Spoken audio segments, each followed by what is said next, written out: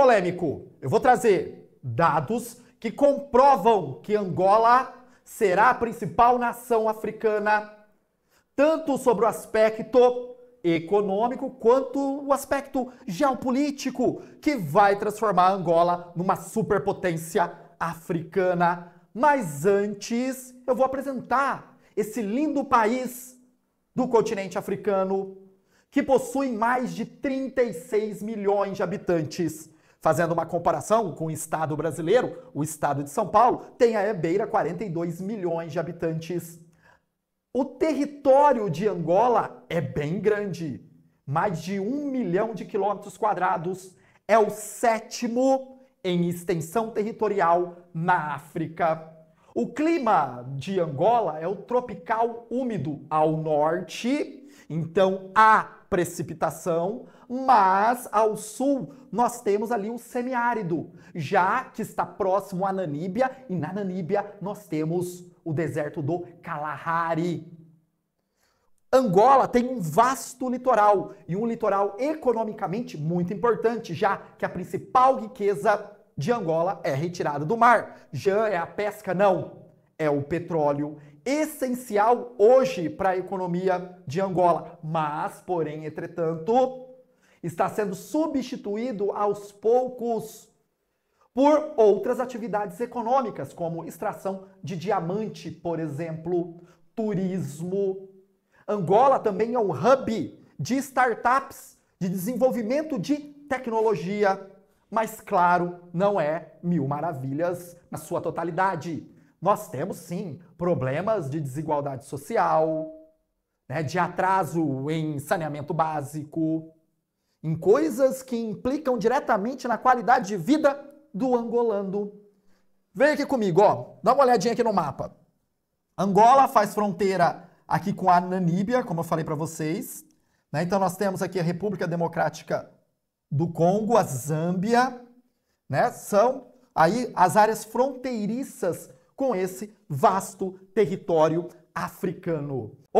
Estou participando do IBEST. Preciso muito do seu voto. Tô bem, hein? Vou classificar. Mas, gente, preciso do teu voto. Todo dia você tem que votar e não custa nada. Link nos comentários, link na descrição. Clicou no coração, voto no Geografia. Cara, te peço mesmo de coração, vai ajudar demais nosso crescimento aqui no YouTube. Valeu! Por 500 anos, Angola ficou nas mãos de Portugal. Sim, aquele pequeno país europeu era uma grande potência econômica e militar e ocupou alguns territórios na África, como Angola, Moçambique, São Tomé e Príncipe, Guiné-Bissau, foram colônias portuguesas e Portugal usufruiu das riquezas naturais, cometeu crimes ligados à escravização de pessoas.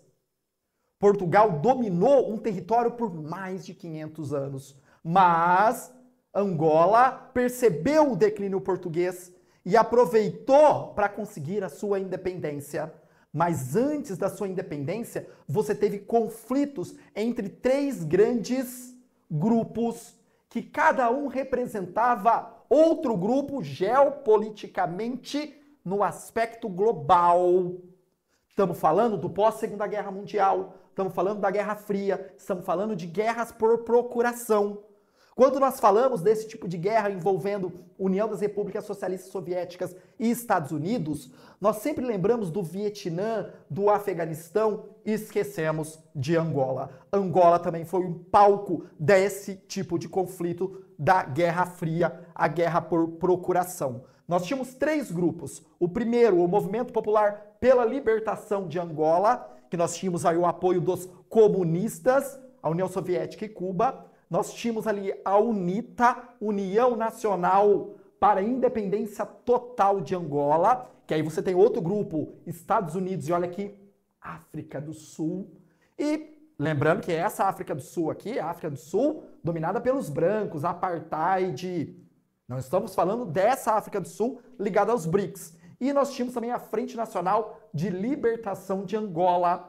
Nesse conflito aqui, a Frente Nacional de Libertação de Angola foi derrotada rapidamente. E aí nós tivemos essa polarização entre o MPL e a UNITA. Gerou conflito entre as duas frentes e a guerra. Milhares de pessoas foram mortas. Angola é um dos países que tem a maior quantidade de minas terrestres no mundo. Até hoje, a ONU tem programas para tirar essas minas do território angolano. Angola é um dos países que tem a maior quantidade de mutilados por conta das minas terrestres. Décadas atrás, a princesa Diana, né, que era casada com o príncipe Charles, que morreu num acidente de carro em Paris, que era um símbolo, né, dos britânicos, visitou Angola dentro de uma campanha para desarmar essas minas terrestres. Tem até uma imagem clássica que ela está em Angola fazendo essa ação. Esse conflito vai se intensificar quando Portugal termina a Revolução Salazarista com a Revolução dos Cravos.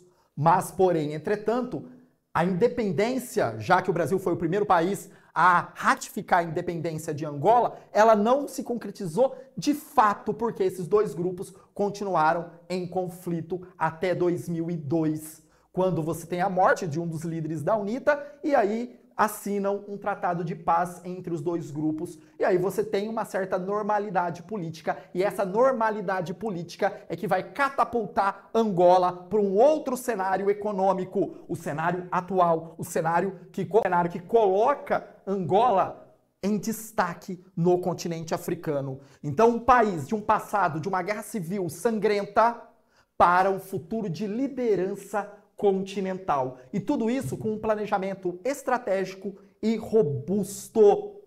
Lembrando você que esse planejamento envolve influência diplomática e também econômica. Esses dois viés que está catapultando Angola no cenário africano. Vem aqui comigo, ó.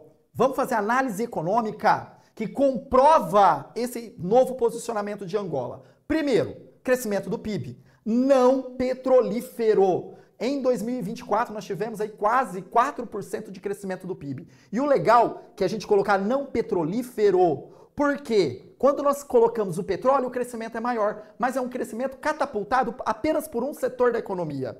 E um setor muito volátil já, que é uma commodity, onde há flutuação de preço. Então, quando um país depende somente do petróleo para sustentar a sua economia, essa economia não tem estrutura sólida para se manter. Por quê? Depende muito dessa flutuação do mercado. Lembrando você que o mundo tem um cenário de mudança da matriz energética e isso impacta economias totalmente dependentes do petróleo, como o Oriente Médio. O que a Arábia Saudita, o que o Emirados Árabes e o Catar está fazendo? Pegando o dinheiro do petróleo e investindo em turismo, para diminuir a dependência do petróleo, porque o cenário é de mudança e é isso que Angola está fazendo.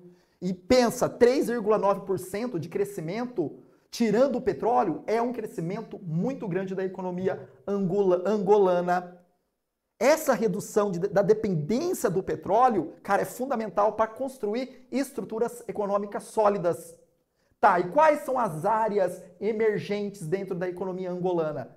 Agricultura, diamantes, pesca e prestação de serviços, principalmente ligados às novas tecnologias. Lembro você que o Brasil tem um papel importante na modernização da agricultura em Angola. O Brasil, ele investe principalmente em projetos de irrigação em Angola, porque a parte sul do país é uma parte árida, que necessita desse tipo de tecnologia. E o Brasil está levando a tecnologia que ele aplica no Médio São Francisco, em Petrolina, Juazeiro, na produção de uvas e frutas, a partir da tecnologia de gotejamento, está levando para Angola.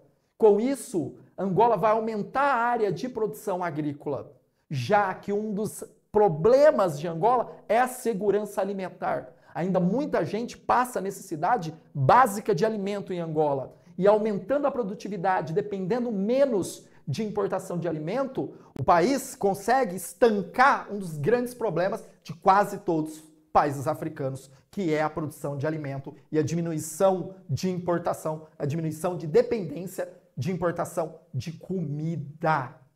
Esse processo de diversificação é que está construindo essas bases sólidas da economia angolana. Outros pontos que são relevantes dentro do projeto de desenvolvimento nacional de Angola, que vai até 2027. O primeiro, reduzir a pobreza extrema. É aquilo que eu falei para vocês. Países africanos, desigualdade. Mas se você comparar com outros países africanos, Angola ainda mostra os menores indicadores. Claro que tem países que têm indicadores melhores, mas Angola não é dos piores. Quer uma diminuição de 31% para 28% apenas em 4 anos.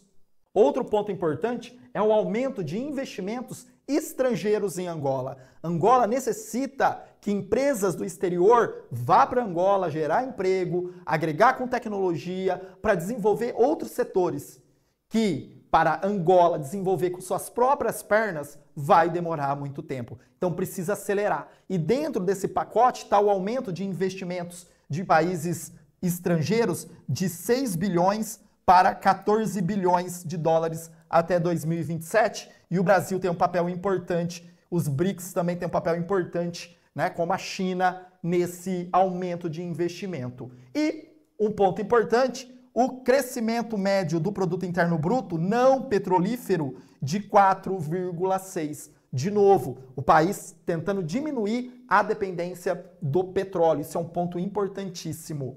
Outro ponto importante, cara, que Angola tem que utilizar para o lado positivo, porque se não for feito ações efetivas, isso pode gerar ali uma trava para o desenvolvimento de Angola, é que 50% da população angolana tem menos de 25 anos.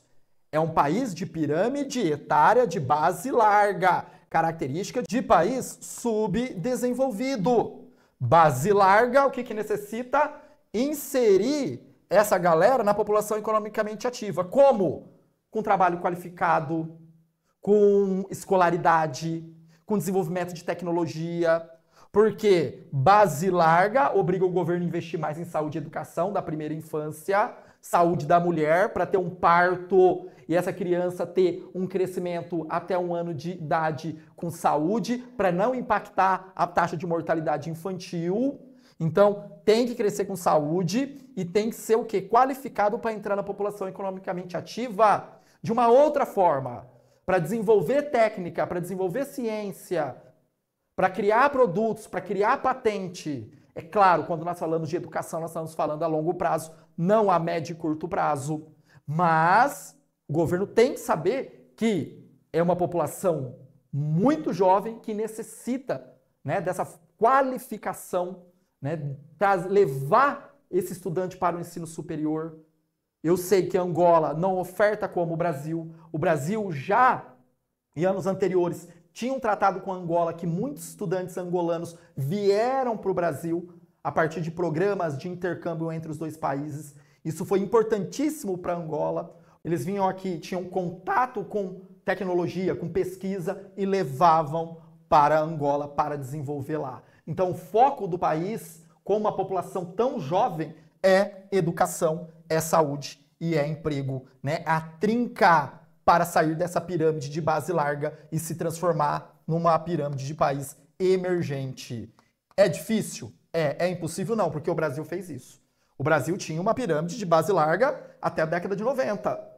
E aí o Brasil passa por um processo de transição demográfica. E é isso que Angola deve passar nos próximos anos, principalmente investindo em educação, saúde, emprego, diminuindo a taxa de fecundidade da mulher, diminuindo, consequentemente, a taxa de natalidade, impactando diretamente na taxa de mortalidade. E esse movimento de dados demográficos vai achatar a base, alagar o topo, melhorando a expectativa de vida e, consequentemente, tendo uma população economicamente ativa muito mais produtiva, e isso gera mais riqueza para o país, e aí é um ciclo infinito que o país começa a sair dessa característica de subdesenvolvido para emergente. Além disso, Angola tem um papel importante no aspecto geopolítico.